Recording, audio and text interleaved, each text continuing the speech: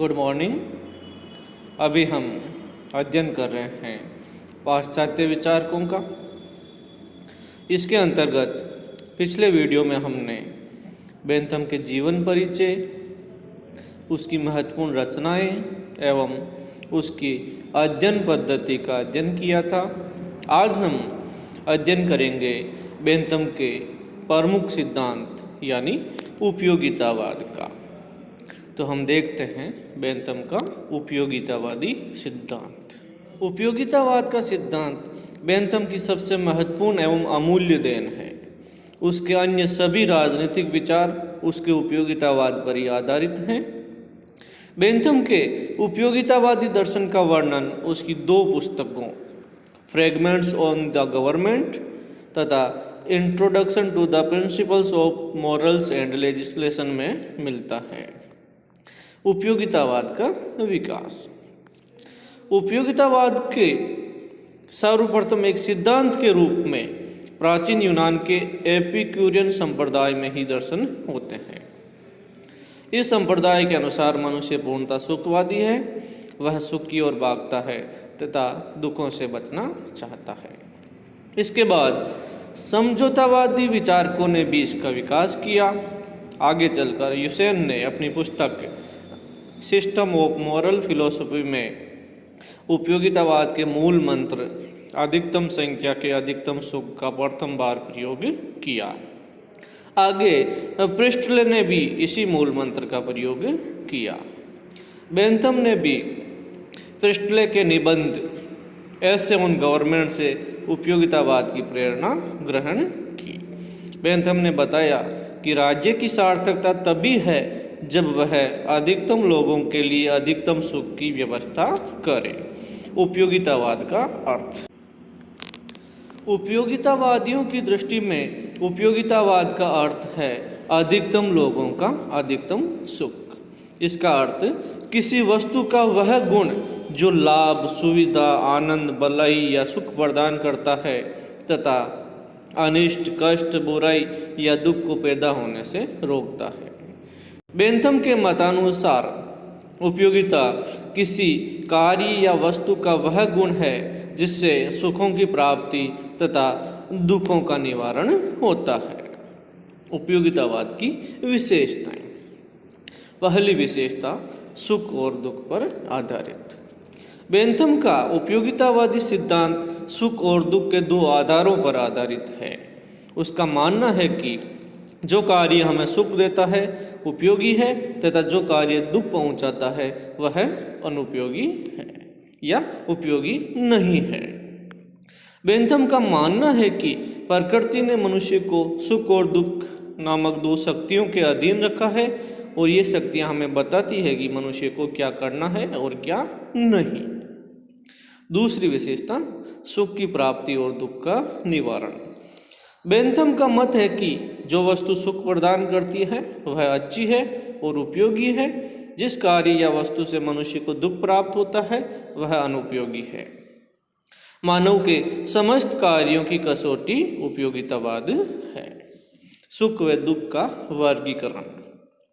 Bentham ने सुख व दुख को दो भागों सरल व जटिल में विभाजित किया है। उसके अनुसार सरल सुख 14 प्रकार के तथा सरल दुख 12 प्रकार के हैं। सुख दुख के स्रोत।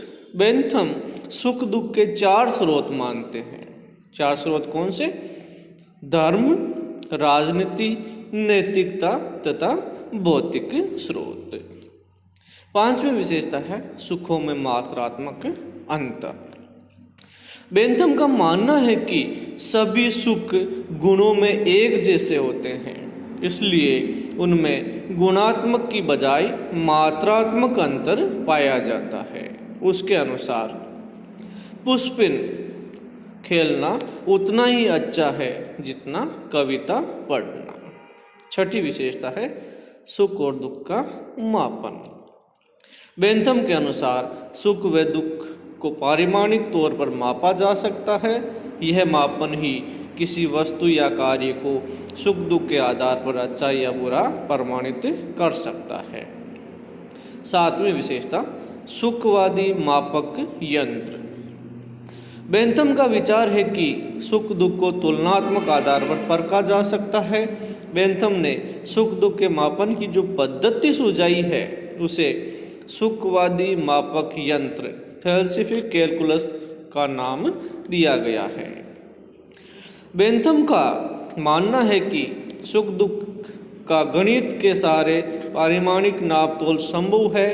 इस सिद्धांत के अंतर्गत तीव्रता, अवधि, निश्चितता, सामीप्य, अन्य सुख उत्पन्न करने की क्षमता या उर्वरता, विशुद्धता व विस्तार के आधार पर सुख दुख का मापन किया जाता है।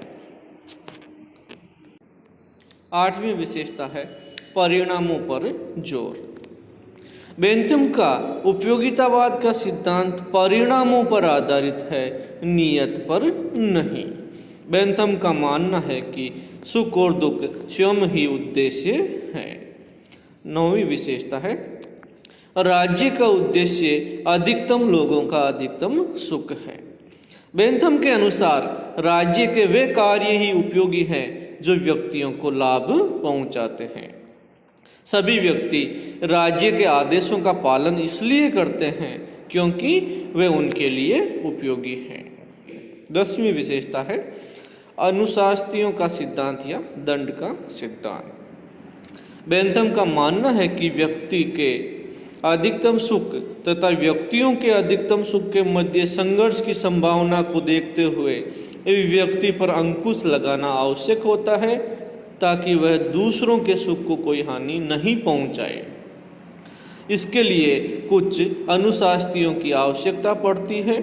सुख की अनुशास्त्रियाँ 4 प्रकार की होती है: शारीरिक, नैतिक, धार्मिक और राजनीतिक।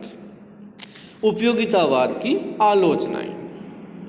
बेंथम ने अपने उपयोगितावाद के सिद्धांत को सरल और सुबोध बनाने का इतना अधिक प्रयास किया कि इस सिद्धांत में अनेक दोष उत्पन्न हो गए।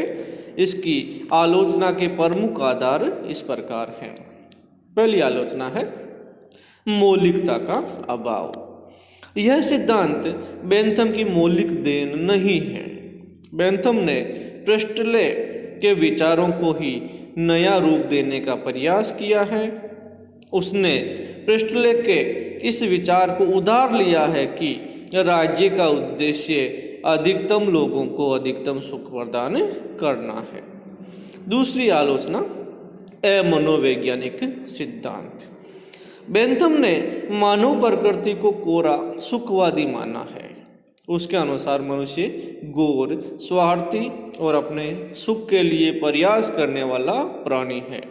किंतु सत्य तो यह है कि मनुष्य स्वार्थी न होकर परोपकारी भी है। तीसरी आलोचना स्पष्टता का अभाव। बेंथम ने सब कार्यों का आधार अधिकतम संख्या के अधिकतम सुख के विचार को माना है, किंतु उसने यह स्पष्ट नहीं किया कि प्रधानता व्यक्तियों की संख्या को दी जाएगी या सुख की मात्रा को। चौथी आलोचना सुखवादी मान्यता दोषपूर्ण है। बेंथम केवल सुख को ही मानवीय क्रियाओं का एकमात्र प्रेरक कारण मानते हैं। आलोचकों का कहना है कि यदि संसार में केवल सुख को ही प्रेरक मान लिया जाए तो सुखों की प्राप्ति की होड़ मच जाएगी। इससे कर्तव्य व स्वार्थ का संघर्ष समाप्त हो जाएगा। 5वीं आलोचना सुखवादी मापन यंत्र दोषपूर्ण है। बेंथम द्वारा बताई गई इस विधि से सुखों की मात्रा को सही ढंग से मापना असंभव है। अगली जो आलोचना है बहुसंख्यकों की निरंकुशता। बेंथम का सिद्धांत प्रत्येक व्यक्ति के सुख पर नहीं बल्कि बहुसंख्यकों के सुख पर जोर देता है। यदि बहुसंख्यक अपने आनंद के लिए अल्पसंख्यकों को दास भी बनाना चाहे तो उचित है। 7वीं आलोचना नैतिकता की उपेक्षा। बेंथम ने केवल भौतिक सुखों के आधार पर अपना सिद्धांत खड़ा किया है। उसने सुख को ही जीवन का चरम या परम लक्ष्य माना है। उसकी दृष्टि में उच्च नैतिक भावना अंतःकरण और धर्म अधर्म का कोई महत्व नहीं है। 8वीं आलोचना, सुखों के गुणात्मक भेद की उपेक्षा। बेंथम की दृष्टि से विभिन्न वस्तुओं और कार्यों से प्राप्त सुख मात्रात्मक होता है, गुणात्मक नहीं। वह केवल सुखों में मात्रात्मक अंतर मानता है, गुणात्मक अंतर नहीं मानता है। बेंथम के अनुयायी जे.एस. मिल ने भी इस भूल को स्वीकार किया है। 9वीं आलोचना है अतर्क संगत।